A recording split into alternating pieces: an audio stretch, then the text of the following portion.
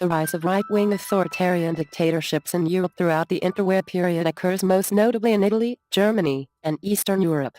Conservatives seized power in these nations as a reaction against communism following the 1917 Bolshevik Revolution, as a result of the consequences of World War I and the Treaty of Versailles, as a cure for impoverished Europe following the Great Depression, and as a source of economic and political stability to the war-torn countries.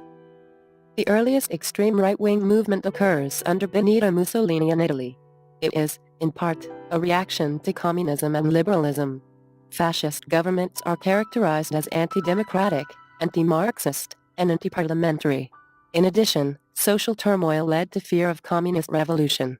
Fascism also arose due to the consequences of World War I and Versailles. For example, Mussolini's Band of Combat was founded in Milan in 1919 by war veterans who felt that Italy was not treated as great power at Versailles and didn't receive deserved rewards, such as the city of Fiume. The Great Depression also made an impact. Fascists sought a world safe for the middle class, small businesses, owners of some property, and small farmers. The Band of Combat also feared socialism, inflation, and labor unrest. Lastly, Italians sought a source of stability. Between 1919 and 1921, industrial strikes occurred, factories were occupied by workers, and uncultivated land was seized from estates by peasants. Mussolini found that the middle and upper classes were hurt by inflation, feared the loss of their property, and desired order. Fascists organized into squads to terrorize socialists, attack strikers and protect strike breakers. By 1922, the local governments in northern Italy were controlled by the fascists.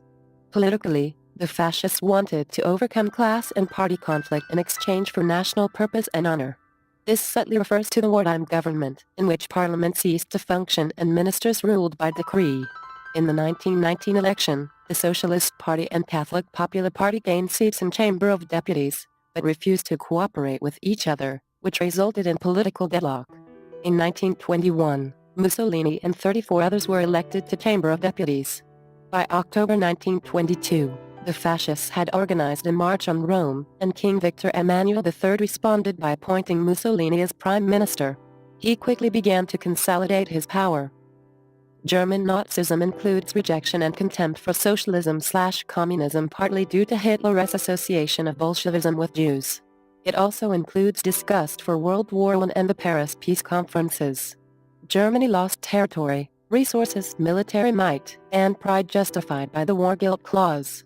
During the 1920s, financial crises and the Great Depression hit. Inflation is so high from financing the war and the post-war deficit that German currency is 1/64 of the US dollar. The French invasion of Ruhr and passive German strike in response only worsened the problem. By 1928, an outflow of American capital undermined the economy and government. In March 1930, there are 2,258,000 unemployed, and 2 years later there is over 6 million. This fed thousands of men into paramilitary organizations, such as the SA, and increased their membership tenfold in 3 years. Finally, Germans sought political and economic stability. The Weimar Republic did not provide this. In 1925, Field Marshal Paul von Hindenburg was elected president and signaled the German political movement towards the right wing. In 1930, the Reichstag dissolved due to coalition conflict on economic policy.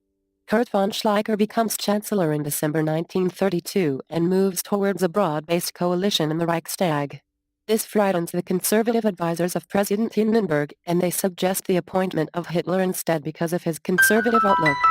Hitler and the Nazis, or the National Socialist German Workers' Party, supports a document called the 25 Points. It rejected Versailles, urged unification with Austria, and advocated for the exclusion of Jews from German citizenship. They called for the subordination of all economic enterprise to the well-being of the nation, and promised national unity and purpose, as well as an effective government in place of petty political disputes. In Eastern Europe, the Ottoman and Austro-Hungarian empires were divided into successor states to embody the principle of national self-determination and provide a buffer against the spread of Bolshevism. Their success as independent states, however, was set back due to the disruption of their previous economic ties, the lack of a strong central economy, and the unchecked nationalistic goals of minority ethnicities. These countries were also hit especially hard by the Depression due to their agricultural foundation. These factors resulted in the 1926 military coup in Poland by Joseph Pilsudski and the rigged elections of Julius Gombos in Hungary.